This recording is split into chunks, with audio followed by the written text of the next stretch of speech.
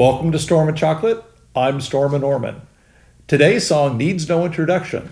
It's Comfortably Numb by Pink Floyd from the album The Wall.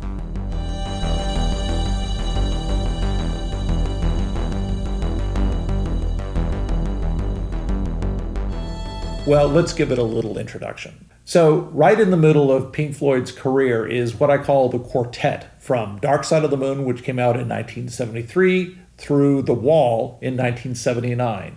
That includes Wish You Were Here in 75, Animals in 1977. So every other year there was a new Floyd album. And then there's everything before Dark Side of the Moon, which has a lot of good stuff in there, and we'll talk about those eventually.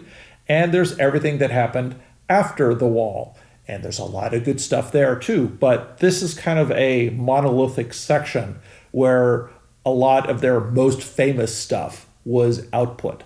I don't consider The Wall their best album, or maybe I should say, it's not my favorite. I did have Dark Side of the Moon, Wish You Were Here, and Animals well before I ever got The Wall, because they came out before, but I also played the hell out of them while I was over in Germany. The first music concert that I ever went to was Animals in 1977 in Frankfurt, Germany. My mother took me there, so that was kind of fun, introducing your mother to a live rock concert by Pink Floyd. We all tripped acid, and I think the weed that we got was bad. No, just kidding.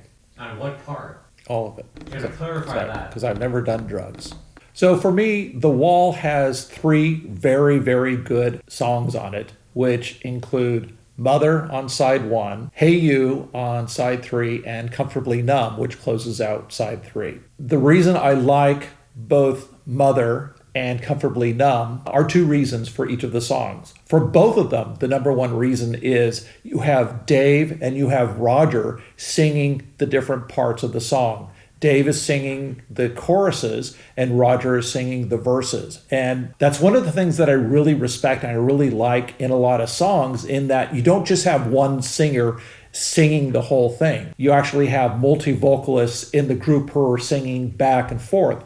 When we did the Head East, Never Been Any Reason, it's very distinct between the two. It's less distinct, less of a difference between the vocals, but it's important to have the vocals because you're kind of getting the characters speaking to you through the lyrics in those different sections. So for Mother, you have Roger who's singing the child's part, and then you have Dave singing the mother's part in response to what the child is complaining about. In Comfortably Numb, you have Roger singing the part of the doctor, and you have Dave who's singing the part of the rocker who's being attended to by the doctor. The second reason I like Mother is it's a conversation between a mother and a child. The child is growing up and maturing, wanting to spread their wings, and the mother is saying, no, I'm going to clip them for you, and I'm going to keep you, right here by my side. But the reason it's special for me is when it came out in 1979, I had just been kicked out of my mother's home after finishing high school and sent back to the States, and then I was living up in the upscale part of the foothills of Oakland, and you really needed a car to get around. So I was sequestered a lot of the time and couldn't get in and out because I didn't have a car. I wouldn't have a car for another 8 years after I was leaving college. So I may have been suffering depression. I don't really know. Was never diagnosed. Didn't care to be diagnosed. But in order to battle that, what I did is I wrote poetry. I wrote poetry every day. Forced myself to write poetry before I went to bed at night. And that's kind of why in some of the earlier videos you heard me talking about, as a poet myself, I can appreciate the lyrics and the poetry that are in the lyrics. And this is the reason why, because I write poetry. In addition to that specific time, when I was wooing my wife, I wrote her poetry, and she really appreciated it, and she kept it around somewhere, and I hope she never ever takes it out. And the second reason why I like Comfortably Numb is it has what a lot of people believe is the greatest guitar solo at the end of the song. It's absolutely fantastic. And you kind of want Dave, when you watch him live, as I have a couple of times, 3 times actually, but only twice since The Wall was released, you want him to play it exactly the way it was on the album because you love hearing that guitar solo. And yet, you don't. You want him to play live. You want him to play something new. You want him to prove that you're out there and he's there for you. He's doing it for you. And it's a unique experience as you watch him play. I really like the guitar solo at the end because it sounds bigger than life. It's really, really. He does that. Yeah, that's what I'm talking about. So in case you didn't know, The Wall is the story about a rock musician who is kind of disassociating himself from society because of certain events in his life, which are bricks that he's using to build a wall and shield himself from the rest of the world. And that's really what the whole album is about. For example, he's got an overclawing mother, which is talked about in the song Mother, and she doesn't let him fly, and so he becomes distant from other people. And there's all sorts of things that happen throughout his life that eventually build this wall. Eventually, on side 4 of the album, he kind of devolves into madness, and I'm not going to give any spoilers, but that's what happens, and you can kind of see that happening. But there's actually a happy ending, and the happy ending, this is an Easter egg, becomes a happy beginning. But you can go research that on your own. Or you can ask the question that other people can answer in the comments below. So just before the rocker devolves into madness on side 4 is the end of side 3, which is where Comfortably Numb is. And this is the conversation between Dave, who is the rocker singing the choruses, and Roger, who is the doctor singing the verses.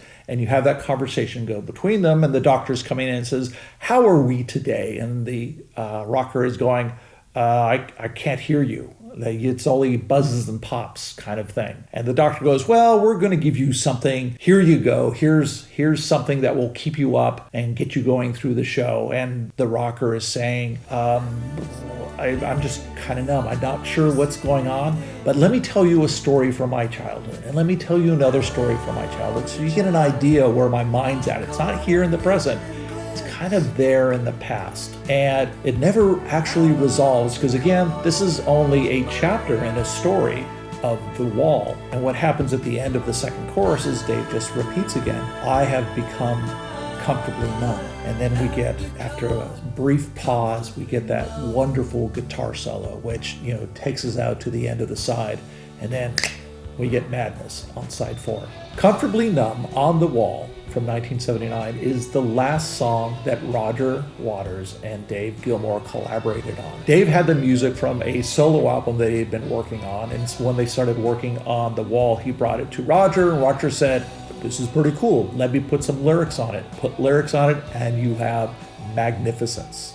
The next album was The Final Cut, and it's pretty much just a Roger Waters solo album. He wrote everything, he sang everything except the next to last song on the album, which Dave sang, and it was not the greatest song, and it doesn't really fit in there, but it was kind of let's give you a bit of meat for you to chew on for a while. And so after The Final Cut, Roger went off to pursue a solo career. He did the Pros and Cons of Hitchhiking, a Radio Chaos, and some other solo albums. And then after a couple of years, Dave and Nick Mason, the drummer, went off and did Pink Floyd albums. They did A Momentary Lapse of Reason and a couple other albums, and they've continued on with the Pink Floyd tradition. Rick Wright, who had been fired by Roger Waters and was only a paid musician on The Wall rather than a collaborator, came back and played keyboards with Nick and Dave as Pink Floyd. He didn't come back as a full member, but he continued to play because he was, in essence, a Pink Floydist. So he was there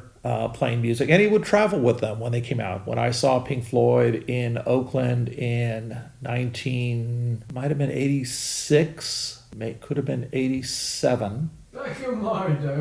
When I was in the 6th row, there was Rick Wright up there playing keyboards. There was Dave Gilmour, and then there was Nick Mason and drums, and a whole bunch of other people. And it was far out. Is that a pun?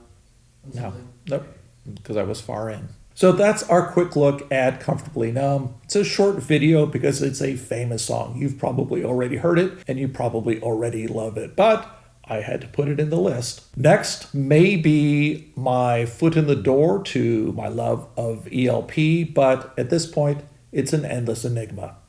We'll see you next time. Bye-bye. If only people could see you turn your head and look at me when you do that. It's the chocolate stare of death. And I'm melting. I'm melting. That's gonna be the outro of that. No.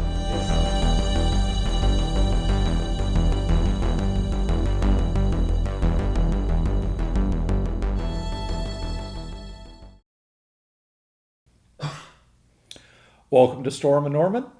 You did the same thing. What do you mean did the same First thing? ever video. Welcome to the Storm and Norman chocolate fun.